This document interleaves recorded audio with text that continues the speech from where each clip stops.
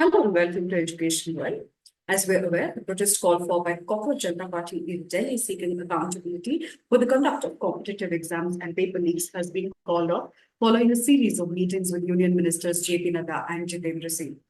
It also led to the resignation of Union Education Minister Dharmendra Pradhan and the appointment of Prahlad Joshi in his place. Prime Minister Narendra Modi also went online announcing a few corrective and preventive measures to curb future paper leaks. Now, in one such announcements, he also said that a special task force will be constituted, chaired by Infosys co-founder Nandan Nilekani, who was also trusted by the government in the past for Aadhaar. The others on this panel are also S. Somna, who's a former ISRO chairman, Tapan Deka, former IB director, Professor V. Kamakoti, who's the director of IIT Madras, Anita Karwal, former education secretary, and Amrit Lal Meena, who's a logistics expert. We're joined by Professor Kamakoti, who's also awarded the Padma Shri recently. We are here to seek some insights from him into the vision behind and the functioning aspects of this task force. Welcome, Professor. At the outset, we would like to ask you, what is your understanding of what the task force's agenda would be, and each of your roles been defined so far? The overall agenda of the task force is to ensure a transparent, robust, leak-proof examination. It's a single line agenda. And there are 6 members, and each of us have our own point of view. We have people from the IB, we have people from logistic expert, we have people from the ministry, we have Chairman ISRO, former Chairman ISRO, who's a very big process man, and then of course Nilekani ji is, large scale digital public infrastructure Aadhaar man, plus Infosys. Yes. And whatever I can do about understanding the examination system and academic point of view. A very well thought out 6-member team who looked into different aspects and bring out a very comprehensive framework, not just for NEET or NDA, for any competitive, any examination to be done at large scale. What are the do's and don'ts, and a comprehensive framework? I think that's what we are looking at, because whether it's NEET or JEE or whatever, wherever an examination is leaked, somebody is suffering, right? So, and that's what we want to plug. So this is the overall agenda. In your view, what would be the immediate focus of this task force, and what sort of timelines are we looking at? Do you think by the next academic year we will be able to put most of the things in place? See, actually, lot of things are in place. I think we need to see. We as an examination system, I'll take JEE, because NEET, JEE, all are on similar boats. Right?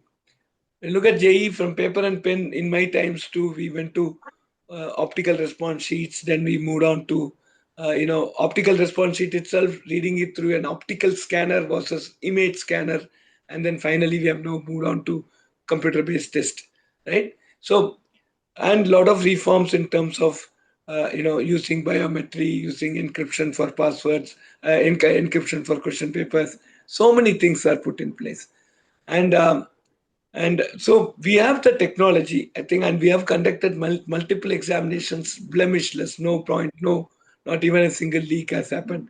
I think that we have seen even in this year, the NEET, minus the NEET, we had GATE, the JAM, the JEE Mains, JEE Advanced. All these examinations have gone without any issue, right? And the second version of the NEET also went without any issue, right? So lot of and these examinations are at scale. They are not just done for 100, 200 or 1,000, 100,000. It's done in lakhs of students. Okay, so we will now understand the do's and don'ts of what has happened so far, and then come out with a comprehensive framework. But in my opinion, lot of us have missed it at all. I don't think any media or social media have amplified this to a large extent. The biggest challenge that we will be facing as a part of, any committee in this context is the trust, right? Absolutely. The trust. See, 2024, the whole paper leak happened when the paper was distributed one day before the examination. It was moving from a distribution center to a examination venue. Somebody broke open that box, and that's what CBI's report says. Now, Yes. immediately Radhakrishnan committee was constituted. They went for a massive, public thing and public opinion. I was told that they got more than 30,000 type of opinions. Everything was put in place. 250 plus recommendations had come. And NTA, frankly, 2026, even for the May 3rd version, which got leaked, they had followed many of these instructions. And that's why we see that after the question paper left the NTA premises, till it went printed, put in box, distributed, till it reached the hand of the candidate on the date of the examination, on the examination venue at the time of examination, no leak happened. No leak happened. I think so. Whatever Radhakrishnan committee had told and these people have followed had given us good benefit. Of course, this is not amplified, but this is the matter of fact is there. The leak happened before the question paper went out. The question Yes. paper setter has basically leaked the question paper. Unfortunately, we all Mata, Pita, Guru, Devam, we hold Guru at such a great respect. And then a teacher turned question paper setter is leaking out. This is something which is unacceptable, right? It's also shocking. Now, whatever be your technology, people say, look at Korea, look at China, they are conducting long examinations, all this or that. Whatever be the technology, if the question paper setter, a human leaks out the question paper, I don't know what technology can do what. I'm also, as a technologist, I don't have an answer. I'm sure nobody in this earth will have an answer, no, for this particular. So, prime challenge here is trust. Now they say, Okay. let us lay 100 people, set a massive question bank. From there, you select, even say 6 people sat, each gave 100 questions, 600 questions, and I select 60, and I leak the paper. Oh, I'm one of the six. Then there's a probability that 10 questions are leaked. 10 questions in a 60 question, 60 number question is itself a very big compromise. Okay. I And think other says, no, let AI now generate. Or what will AI do? I say first, there are many things in this paper. One thing is toughness of the question. I don't know who will evaluate the toughness. We do lot of time we spend to evaluate. Then the conceptual clarity. So we set a question paper. There are multiple concepts that we want to check in one question, right? And that's very very important. So we put distractors, those things, many things, right? So we want to. So all these things are is AI matured? Maybe it can do 2 3 years, 5 years, 10 years now. But as of today, is it matured? I don't know. And it will also become monotone. So somebody you ask that question, somebody else also asks the same question. Maybe it will leak the same question here and there also. AI starts leaking. I don't know whom will you put a FIR against. Okay, so that's also that's also very important. So human in the loop, in my opinion, cannot be avoided at least for the next 4 to 5 years. There must be a human in the loop. And neat type of exam is very inclusive. We have around 13 languages we put, and I don't know how we. At least somebody has to check each of this, and so there will be a human in the loop, and that should be trusted. This is one So, set. The other set is, of course, invigilators. Now, invigilator, at least you put cameras, start watching so that they don't help the people. And yes. then, you do this metal detection and see that no, nothing goes in, no devices are carried. And there are also now devices which can detect any Bluetooth activity, etc., in the room. All these things were handled and put in place. But this root of trust, the root of trust is the question paper setter, and that will be the major challenge. How do we select them? How do we put them? This will be some recommendation we need to put. Yes. There is a larger discussion on social media about how, the paper leaks are more so being facilitated, or there is somewhere a hand of these private tutorials that are involved in the paper leaks. No, we can, if they are involved in that leak, we can go arrest them and do, so the law enforcing agencies can do. But per se, somebody is trying to teach.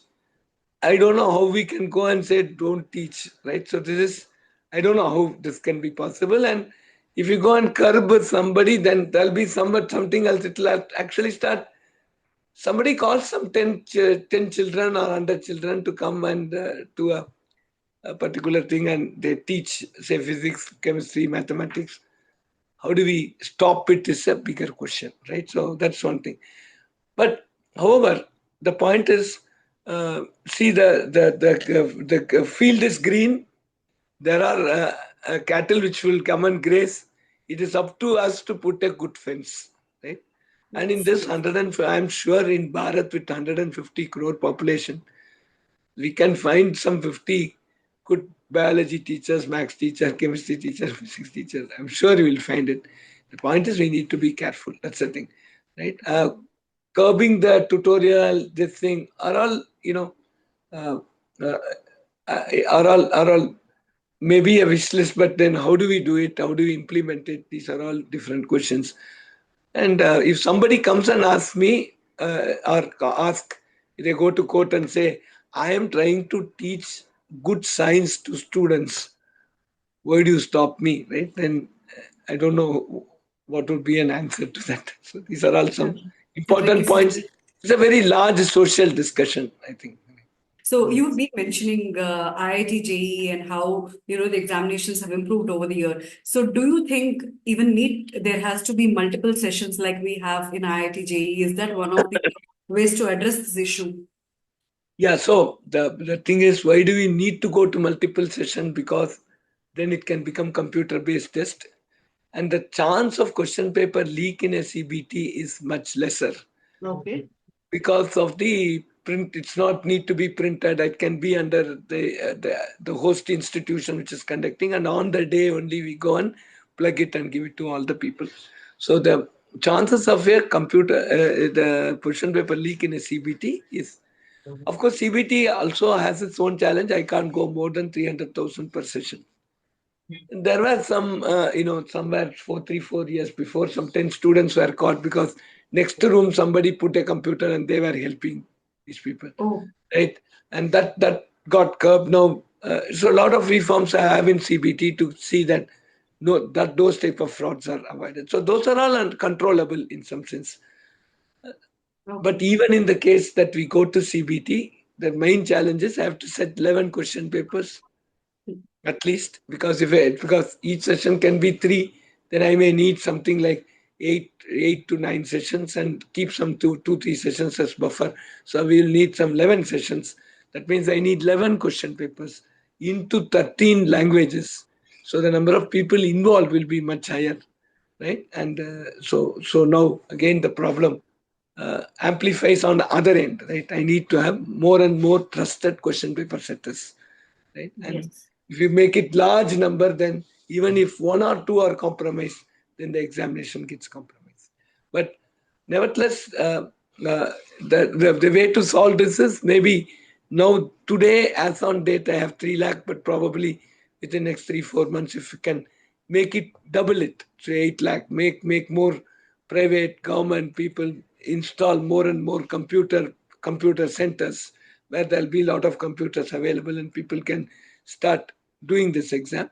If we can make it say to 8 lakh capacity, then probably 3 sessions we can finish. But what we have mastered is multiple session has multiple gradings, and we know have a very clear way of normalizing that has been, completely put in place for the last 7-8 years, and no crips, right? So people have understood what it means. So normalizing across session is not a big issue in this case. Okay, okay. Also, one last question. The new education minister has taken charge in really turbulent times. So, what do you think his focus has to be at the moment?